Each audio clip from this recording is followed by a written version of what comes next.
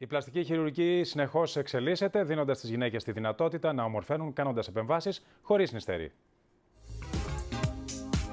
Νέες μέθοδοι της αισθητικής πλαστικής χειρουργικής υπόσχονται με τη βοήθεια της σύγχρονης τεχνολογίας να ανανεώσουν το πρόσωπό μας πιο γρήγορα και με καλύτερη στόχευση. Η πλαστική χειρουργός Αθηνά Μπέι μας ξεναγεί στη νέα μέθοδο του lifting χωρίς νηστέρι. Να έχουμε μία αναζωογόνηση και διόρθωση της χαλάρωσης του προσώπου με τα μεσεγχηματικά κύτταρα που παίρνουμε από το ίδιο το λίπος του σώματός μας. Κάνοντας εμείς την έγχυση αυτών των μεσεγχηματικών κυττάρων, δίνουμε το έναυσμα στο να δημιουργηθούν στοιχεία του χωρίου και του υπογορείου και να αναγεννηθεί και να αναζωογονηθεί το πρόσωπο ή σε οποιαδήποτε άλλη περιοχή που το κάνουμε. Ποια είναι όμως τα πλεονεκτήματα αυτής της μεθόδου και πόσο διαρκούν? Αφενός μεν ότι είναι λίπος του δικού μας οργανισμού και έτσι ο οργανισμός μας το αναγνωρίζει σαν δικό του και δεν υπάρχει ασυμβατότητα.